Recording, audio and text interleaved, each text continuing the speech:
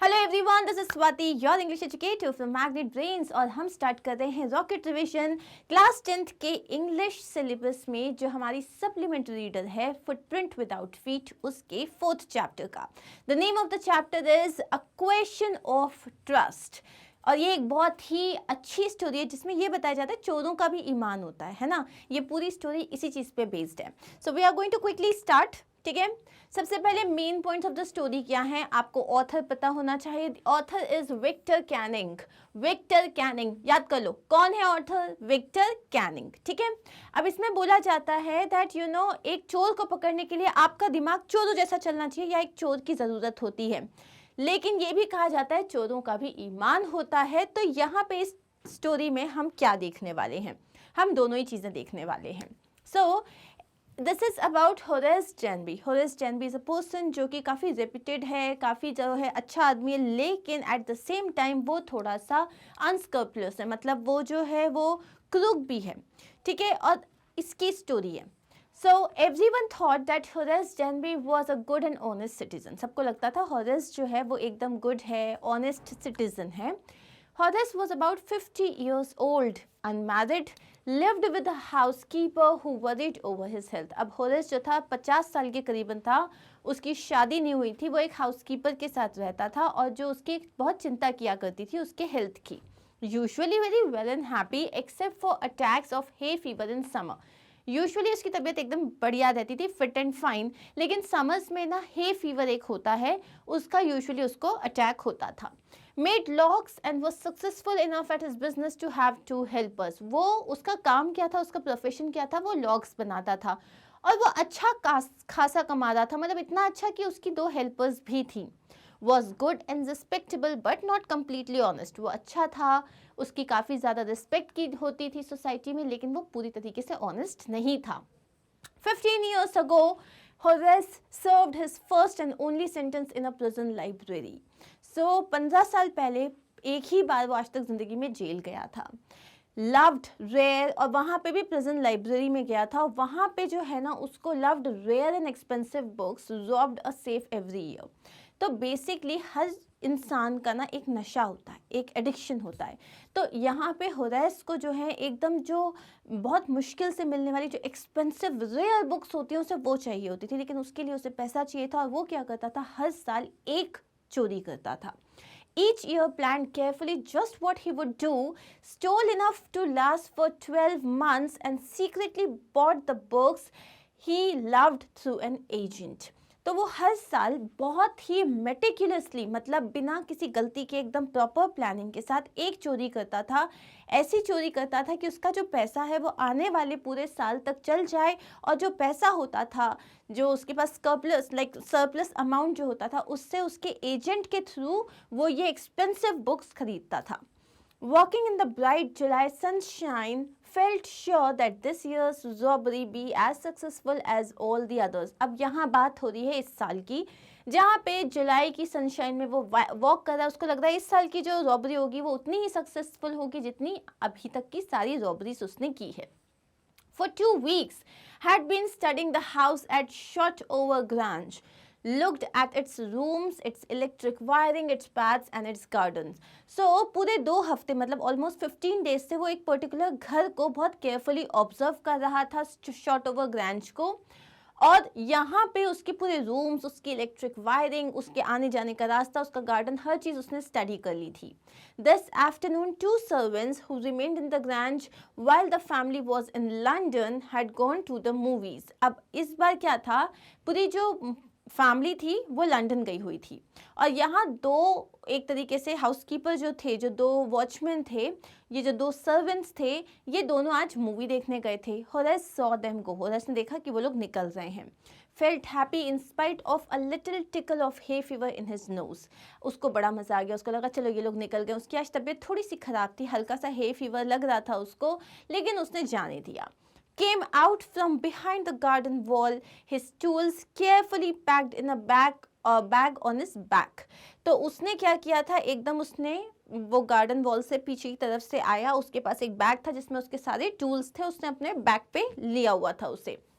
About 15,000 pounds worth of jewels in the grand safe. If sold them one by one, get at least 5,000, enough to make him happy for another year. तो वो बोल रहा है कि यहाँ पे 15,000 pounds के पूरे ज्वेलरी रखी हुई थी हेरांज के सेफ में. अगर उसने उसको चुरा लिया तो वो तो सेट था आने वाले साल के लिए. 3 very interesting books coming up for sale in the autumn would get the money to buy them. अभी ऑटम सीजन में 3 बहुत ही इंटरेस्टिंग बुक्स आने वाली थी, तो उसको लगा कि उसके पास पैसे आ जाएंगे तो वो खरीद लेगा. Had seen the housekeeper hang the key to the kitchen door on a hook outside. Put on a pair of gloves, took the key and opened the door. तो उसने क्या देखा था कि हाउसकीपर जो था उसने जो चाबी थी घर की वो किचन डोर पे एक हुक, बाहर साइड में एक हुक था, उस पर लगा रखी थी. तो इसने अपने ग्लव्स पहने, चाबी निकाली और दरवाज़ा खोल लिया. Was always careful not to leave any fingerprints. ये कभी भी हाथ मतलब जो उंगलियों के निशान होते हैं, फिंगरप्रिंट्स हैं, वो नहीं छोड़ता था. Small dog was lying in the kitchen. It stirred, made a noise and moved its tail in a friendly way. All right, Sherry. अब क्या हुआ, उसने देखा कि एक छोटा सा कुत्ता था जो कि किचन के पास में लेटा हुआ था. उसने एकदम से मूव किया, एकदम से एक आवाज़ निकाली बहुत फ्रेंडली वे में, और हॉरेस ने क्या बोला, ऑल राइट शेरी. उसको पता था उसका नाम. All you had to do to keep dogs quiet was to call them by their right names and show them love.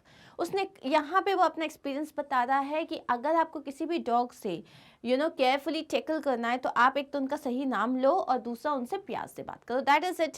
Safe was in the drawing room behind a rather poor painting. Safe कहाँ पे था?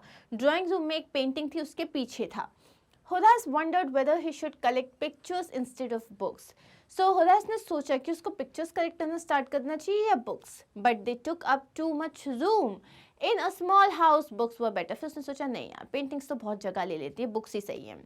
A great bowl of flowers on the table. Horace felt his nose tickle, gave a little sneeze and then put down his bag. तो अब वहाँ पे drawing room में एक बहुत बड़ा सा बोल था जिसमें फ्लावर्स थे, तो उसको एकदम से स्नीज किया, उसने अपना बैग नीचे रखा. Carefully arranged his tools, had 4 hours before the servants returned. Safe was not going to be hard to open. He had lived with locks and safes all his life. अब उसके पास 4 घंटे थे, 4 घंटे बाद सर्वेंट्स वापस आने वाले थे और उसके लिए ताला खोलना कोई बहुत बड़ी बात नहीं थी क्योंकि अपनी पूरी लाइफ उसने सेफ के और लॉक्स के साथ ही स्पेंड करी थी. तो उसने अपना पूरा जो सामान था, टूल्स जो थे, उसको सही तरीके से जमाया. The burglar alarm was poorly built, came back and sneezed loudly as the smell of the flowers came to him again. अब जो बर्गलर अलार्म था जो वहाँ पे लगाया था, जैसे कोई चोर आ जाता है तो एक अलार्म लगाया जाता है, वो बिल्कुल सही तरीके से बिल्डअप नहीं किया था. तो वो वापस आया और because of the smell of the flowers again उसने स्नीज किया. Horace thought, how foolish people are when they own valuable things. A magazine article had described this house, giving a plan of all the rooms and a picture of this room. The writer had even mentioned that the painting hid a safe. उसने बोला, अब Horace सोच रहा था कि हाँ, जो अमीर लोग होते हैं जिनके पास इतनी वैल्यूएबल चीज़ें होती हैं वो कितने बेवकूफ़ होते हैं, क्योंकि किसी मैगजीन में इस पूरे घर का जो था डिस्क्रिप्शन था जिसमें ये भी लिखा हुआ था कि इस रूम में इस पेंटिंग के पीछे सेफ है. The flowers were hindering Horace in his work, buried his face in his handkerchief. अब वो जो फ्लावर्स थे उसकी वजह से होरेस को बहुत परेशानी हो रही थी, बार बार उसको छींकें आ रही थी, तो उसने हैंडकरचीफ से अपना मुंह ढक लिया था. Heard a voice say from the doorway, what is it, a cold or hay fever? तो उसने डोरवे से तभी उसको एक आवाज़ आई, क्या हो गया, कोल्ड हो रहा है या hay fever है? Horace said hay fever, found himself sneezing again. Horace ने क्या बोला, hay fever है, और फिर छींका वो. Voice went on, can cure it with a special treatment, if you find out just what plant gives you the disease. उसने बोला इसका जो है सोल्यूशन उतने ही अच्छे से निकल सकता है अगर बस ये पता चल जाए कि किस प्लांट की वजह से तुम स्नीज कर रहे हो. I think you would better see your doctor if you are serious about your work. उसने बोला कि अगर सुनो तुम अपने काम को लेकर सीरियस हो ना तो थोड़ा सा ना डॉक्टर के पास चले जाओ. I heard you from the top of the house just now. उसने बोला मुझे घर के ऊपर से तुम्हारी आवाज़ आ गई थी. It was a quite kindly voice but one with firmness in it. अब ये जो आवाज़ थी वो एकदम क्वाइट थी, काम थी, लेकिन उसमें फर्मनेस थी. A woman was standing in the doorway and Sherry was rubbing against her. So वहाँ पे एक वुमन खड़ी हुई थी और शेरी जो डॉग था वो उसको जाके जो है प्यार कर रहा था. She was young, quite pretty and was dressed in red. So ये जो वुमन थी वो बहुत खूबसूरत सी थी और रेड कलर की ड्रेस पहनी हुई थी. She walked to the fireplace and straightened the ornaments there. तो वो वहाँ पे गई fireplace पे और वहाँ जाके पूरे ornaments उसने straight किए. She said, "Down, Sherry. Anyone would think I had been away for a month. However, I just came back. I came back just in time, though I did not expect to meet a burglar." सो उसने बोला चलो शरी बैठ जाओ, मतलब सबको लगेगा मैं महीने भर बाद आ रही हूँ, वो अलग बात है, मैं बिल्कुल टाइम पे आई हूँ, लेकिन मुझे नहीं पता था यहाँ एक चोर होगा. Horace had some hope because she seemed to be amused at meeting him. Horace को लगा ये क्या हो रहा है, लेकिन उसको लगा चलो ठीक है शायद मैं बच जाऊंगा क्योंकि ये तो बहुत सरप्राइज हो गई है मुझे देख के. He might avoid trouble if he treated her the right way. उसको लगा अगर मैंने इसे सही तरीके से बात करी तो ट्रबल नहीं होगा. He replied, "I didn't expect to meet one of the family." उसने बोला मुझे नहीं पता था कि यहाँ फैमिली का कोई वापस आने वाला है. I see what an inconvenience it is for you to meet me. What are you going to do? उसने बोला वो तुम्हें, मुझे लग रहा है कि तुम्हें तो काफ़ी दिक्कत हो गई है, करने क्या वाले हो अब तुम? My first thought was to run. उसने सोचा मैं पहले भाग जाता हूँ. Of course you could do that, but I would telephone the police and tell them all about you. They would get you at once. उसने बोला हाँ ठीक है तुम भाग तो सकते हो, लेकिन मैं पुलिस को कॉल कर दूंगी, उन्हें तुम्हारे बारे में सब बता दूंगी तो तुम तो पकड़े जाओगे. Horace, I would of course cut the telephone wires first and then hesitate a smile on his face. उसने बोला हाँ मतलब मैं पहले टेलीफोन वायर्स काटूंगा उसके बाद भाग जाऊंगा. I would make sure that you could do nothing for some time. A few hours would be enough. उसने बोला कि मैं जो हूँ मतलब ये I'll make sure कि कुछ टाइम के लिए तुम कुछ भी नहीं कर पाओ. She looked at him seriously. You would hurt me. अच्छा तो तुम मुझे hurt करोगे? Horace ने बोला I think I was trying to frighten you when I said that. उसने बोला नहीं मैं तो तुम्हें सिर्फ डराने की कोशिश कर रहा था. उस लड़की ने बोला मुझे तो डर नहीं लगा. Horace ने सजेस्ट किया it would be nice if you would forget you ever saw me, let me go. उसने बोला अच्छा रहेगा अगर तुम मुझे मतलब तुम ये मान लो कि तुमने मुझे कभी तुम मुझसे मिली ही नहीं हो, बस मुझे जाने दो. The voice was suddenly sharp. Why should I, क्यों जाने दूँ मैं तुमको? You are going to rob me. If I let you go you will rob someone else. तुम मुझे चुरा मतलब तुम मेरे को रॉब करने वाले थे. अगर मैंने तुमको नहीं रोका तुम किसी और को करोगे. Society must be protected from man like you. हमें सोसाइटी को तुम्हारे जैसे आदमियों से बचाना चाहिए. हॉरेस ने स्माइल किया. I'm not a man who threatens society. Steal only from those who have a lot of money. Steal for the very good reason. Hate the thought of prison. उसने क्या बोला? हॉरेस ने बोला कि नहीं नहीं मैं वैसा आदमी नहीं हूँ जिससे सोसाइटी को नुकसान पहुँचे. मैं सिर्फ उन लोगों से चुराता हूँ जिनके पास ऑलरेडी बहुत सारा पैसा है और मैं बहुत अच्छे रीज़न के लिए चुराता हूँ, लेकिन मुझे जेल तो नहीं जाना. She laughed and he begged, thinking that he had persuaded her. Look, I have no right to ask you for anything, but let me go and I promise never to do this kind of thing again. Really mean it. तो Horace अब वो हंसने लग गई. ये उसके सामने request करा था कि भैया मुझे जाने दो. उसने बोला मैं तुम मुझे जाने दो, मैं तुमसे प्रॉमिस करता हूँ मैं आज के बाद ये काम कभी नहीं करूँगा. Was silent, watching him closely, she said, "You are really afraid of going to prison, aren't you?" उसने बोला तुम्हें वाकई जो है जेल जाने से काफ़ी डर लगता है. Came over to him, shaking her head. I have always liked the wrong kind of people. अब वो आई और उसने क्या बोला, मुझे हमेशा बुरे लोग ज़्यादा पसंद आए हैं. Picked up a silver box from the table and took a cigarette from it. उसमें से उसने एक सिल्वर बॉक्स था टेबल पे, वो खोला और उसमें से एक सिगरेट निकाली. Horace, eager to please her and seeing that she might help him, took off his gloves and gave her his cigarette lighter. तो होरेस ने क्या किया, उसको प्लीज़ करने के लिए और सोचा कि शायद वो उसकी मदद कर दे, तो अपने ग्लव्स निकाले, लाइटर निकाला, उसके लिए लाइट किया. You let me go? Held the lighter towards her. Yes, but only if you will do something for me. Anything you say. तो उसने बोला क्या तुम मुझे जाने दोगी? उसने बोला हाँ मैं तुम्हें जाने दूंगी, लेकिन सिर्फ एक शर्त पे. उसने बोला जो तुम बोलोगी मैं मान लूँगा. Before we left for London, I promised my husband to take my jewels to our bank, but left them here in the safe. Want to wear them to a party tonight, so I came down to get them. But उसने बोला कि मतलब जब हम London के लिए निकले थे तब मैंने अपने हस्बैंड को प्रॉमिस किया था कि बैंक से मैं अपने ज्वेल्स लेके आ जाऊंगी, लेकिन हमने यहाँ पे उसे सेफ में रख दिया और आज मुझे शाम को एक पार्टी में वो ज्वेल्स पहनने हैं. लेकिन तो होरेस ने बोला लेकिन तुम उसका जो सेफ का जो पासवर्ड है वो भूल गई हो, राइट? उसने बोला yes, just leave it to me and you will have them within hours. उसने बोला अरे कोई बात नहीं, तो मेरे बाएं हाथ का खेल है, मेरे को बस 1 घंटा दो, मैं तुम्हारे ज्वेल्स दे दूंगा. But I have to break your safe, लेकिन मुझे तुम्हारा सेफ तोड़ना पड़ेगा. Don't worry about that, husband won't be here for a month, we will have the safe mended by that time. उसने बोला कोई दिक्कत नहीं, तुम तो ज्वेल्स निकाल के मुझे दे दो, मेरे हस्बैंड 1 महीने बाद आने वाले हैं, तब तक मैं सेफ को रिपेयर करा लूंगी. And within an hour, Horace had opened the safe, given her the jewels and gone happily away. 1 घंटे के अंदर Horace जो है उसने सेफ खोला, पूरी jewels उसको दिया और वहाँ से चला गया. For 2 days, he kept his promise to the kind young lady. Morning of the 3rd day, thought of the books he wanted and he knew he would have to look for another safe. अब क्या हुआ, 2 दिन तक तो उसने उस lady की बात मानी कि भैया मैं कहीं कोई मतलब चोरी नहीं करूँगा, लेकिन अब उसको वो बुक्स की याद आई. अब उसे बुक्स तो चाहिए थी, अब उसको दूसरा सेफ ढूंढना था. Never got a chance to begin his plan. By noon, a policeman had arrested him for the jewel robbery at Shotover Grange. अब उसको लेकिन इस बार चोरी करने का मौका ही नहीं मिला, क्योंकि आफ्टरनून तक उसको पुलिस वालों ने पकड़ लिया था जो लास्ट उसने चोरी की थी. Had opened the safe without gloves, his fingerprints were all over the room. उसने इस बार जो है जल्दबाजी में वो जो लॉकर था बिना ग्लव्स पहने खोल लिया और उसकी वजह से उसको पकड़ लिया गया. No one believed him when he said that the wife of the owner of the house had asked him to open the safe for her.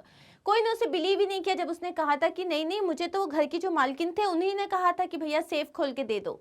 The wife herself, a grey-haired, sharp-tongued woman of 60, said that the story was nonsense. अब जो उस घर की actual मालकिन थी, जो कि एक बूढ़ी सी औरत थी, उसने बोला ये तो स्टोरी झूठ है. Horace is now the assistant librarian in the prison, often thinks of the charming, clever young lady who was in the same profession as he was and who tricked him. अब Horace जो है वापस jail में है, वापस वो jail की library में है. वो बहुत बार उस लेडी इन रेड के बारे में सोचता है जो शायद उसकी तरह एक चोर थी और जिसने उसे धोखा दे दिया. Gets very angry when anyone talks about honor among thieves. और इसलिए जब लोग बोलते हैं ना चोरों का भी ईमान होता है तो उसको बहुत गुस्सा आ जाता है. Now what is the message of the story? Do not trust anyone blindly. कभी भी किसी को blindly trust नहीं करने का. Okay, now we are going to start with the MCQs. First question, who is the author of A Question of Trust? कौन है? अभी हमने पढ़ा था. The answer is Victor Canning. Next one, what did everyone think about Horace Danby? सबको क्या लगता था, वो कैसा आदमी है? गुड है, ऑनेस्ट है, both of these, none of these? Good और ऑनेस्ट लगता था, so both of these is the answer. Who did he live with? वो किसके साथ रहता था? Wife, friends, children, none of the above?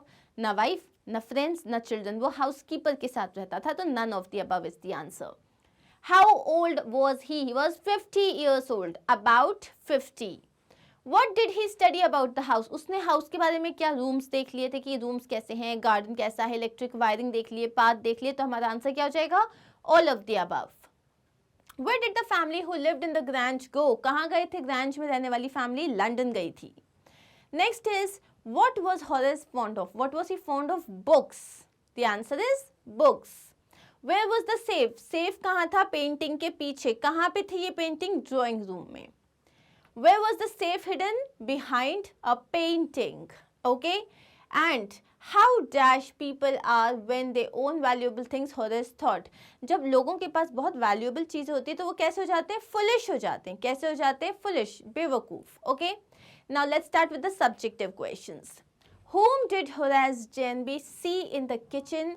How did they greet each other? And what tag does Horace apply there? तो वो वहाँ एक लड़की से मिला था, right? और द लेडी इन रेड, और उसने वहाँ से उनसे बहुत अच्छे से बात करी और उसने चाहा कि भैया तुम मुझे माफ़ कर दो तो मैं भाग जाऊँ यहाँ से. Horace Jenby saw the family dog, but before this, sorry, not the girl. सबसे पहले जैसे ही वो एंटर हुआ था उसने किसको देखा था? डॉग, जिसका नाम था शेरी. So Horace Jenby saw the family dog Sherry in the kitchen. The dog greeted Horace by stirring, making a noise and wagging his tail in a friendly way. तो उसने स्टर किया, थोड़ा सा मूव किया, थोड़ी सी नॉइस निकाली और बहुत फ्रेंडली वे में अपनी पूंछ हिला रहा था. Horace greeted the dog by tactfully calming it down, calling it by its name and showing love to it. अब ये देखो, Horace ने डॉग को कैसे ग्रीट किया? उसको बहुत टेक्टफुली काम डाउन करके, रिलैक्स करके. कैसे? बाय कॉलिंग इट्स नेम, उसके नाम से उसे बुला के, and showing love to it, और उसको बहुत सारा प्यार शो करके. Next question, how did Danby prepare for the robbery at Shotover Grange? अब उसने इस रॉबरी के लिए कैसे प्रिपरेशन करी थी? 2 हफ्ते पहले से उस घर को उसने ऑब्जर्व किया था, right?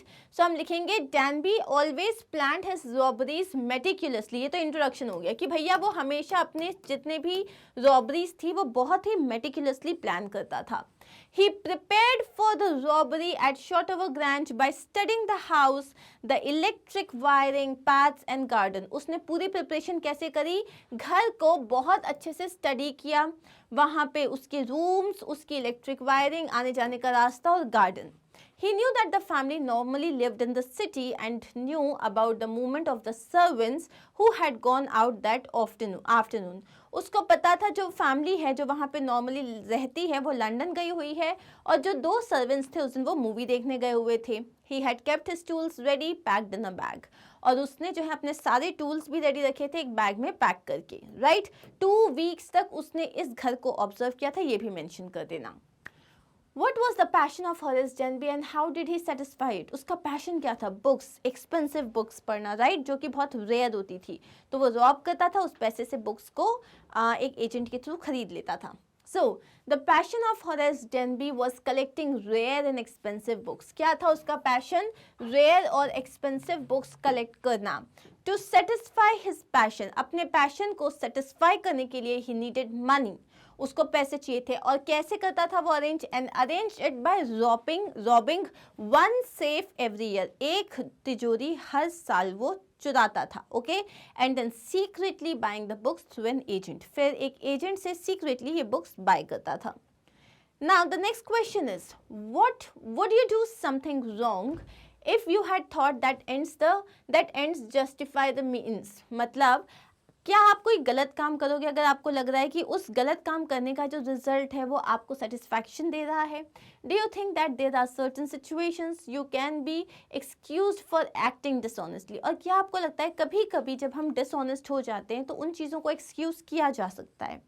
So the answer here is yes, intentions do justify actions. ये बहुत इंपॉर्टेंट लाइन है कि हमारे जो इंटेंशंस होते हैं, अगर मैंने किसी को मारना तो गलत बात है, लेकिन अगर मैंने किसी को कुछ समझाने के लिए मारा है तो फिर वो गलत बात नहीं है। मैंने कोई चीज़ छुपा दी तो गलत है, लेकिन मैंने किसी को हेल्दी रखने के लिए उसका लेट्स से उसकी पूरे जंक फूड छुपा दिया तो ये गलत नहीं था, राइट? तो हमारे जो इंटेंशंस होते हैं वो हमारे एक्शंस को जस्टिफाई करते हैं।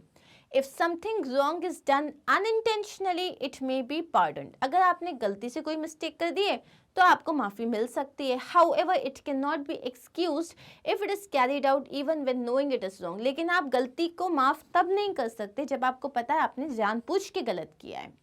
As Horace had the intention to rob the safe by breaking it open, his crime is intentional. अब क्योंकि होरेस को लगा उस वक्त कि भैया ये तो घर की मालकिन है, उसने खोल के दे दिया, लेकिन ये गलत है। क्यों? क्योंकि उसका इंटेंशन तो वहाँ रॉब करना ही था ना, इसीलिए उसको जो है आप माफ़ नहीं कर सकते। Although he had good intentions in helping the lady, his crime cannot be excused. ठीक है, वो उसकी लेडी जो थी वो उसको लगा वो घर की जो मिस्ट्रेस है वो उसको हेल्प करना चाहता था, लेकिन क्राइम तो क्राइम होता है। Breaking open the safe can not be justified at all. किसी के घर की तिजोरी जाके तोड़ना, खोलना, आप इसको किसी तरीके से जस्टिफाई नहीं कर सकते। There may be certain situations when you can be excused for acting dishonestly, but this is not so in Horace's case. तो ऐसी सिचुएशंस हो सकती हैं जहाँ पे आपने कुछ डिसऑनेस्ट किया है और आपको एक्सक्यूज किया जा सकता है, लेकिन होरेस के केस में ऐसा नहीं था। Horace was a successful thief because he carefully planned his robberies. Should we call him a successful thief and still appreciate his work? Why or why not? तो अब यहाँ पे कि हॉरेस जो था वो एक सक्सेसफुल थीफ था और वो अपनी रॉबरीज को बहुत केयरफुली प्लान करता था। तो क्या हमें उसे एक सक्सेसफुल थीफ कहना चाहिए था और हमें उसके काम को जो इतनी सफाई से काम करता था उसको अप्रिशिएट करना चाहिए, हाँ या नहीं? So the answer is yes. As a thief, Horace is successful because he carefully planned his robberies and completes them well. As a चोर, मतलब अगर एज अ थीफ देखा जाए तो हॉरेस अपने काम को बहुत डिलीजेंटली करता है, बहुत केयरफुली करता है और सक्सेसफुली करता है। He was living his life as a good and honest citizen, वो अपनी लाइफ को एक ऑनेस्ट और गुड सिटीजन के तौर पे जी रहा था। However the wealth he gathered from his successful robberies did not belong to him, लेकिन जो भी है, चाहे उसको कितना भी आप अच्छा बोल लो, लेकिन जो पैसा था उसके पास वो उसने चुराया हुआ था, किसी और का था। By stealing other people's valuables he may have become successful but is actually a criminal, दूसरों का पैसा चुरा के वो सक्सेसफुल जरूर बन गया, लेकिन वो है तो criminal. He may be efficient in conducting his crimes so that he is successful, but we still cannot appreciate his work. वो अपने काम को बहुत ही ज़्यादा फोकस के साथ कर रहा है, लेकिन काम क्या है, रॉब करने का, चोरी करने का, तो हम उसके काम को अप्रिशिएट नहीं कर सकते। Okay, and here we are done with this particular chapter. कोई भी डाउट होता है you can write it in the comment section. मिलते हैं बहुत जल्दी चैप्टर नंबर 5 के साथ। Stay tuned, stay connected, take care of yourself, bye.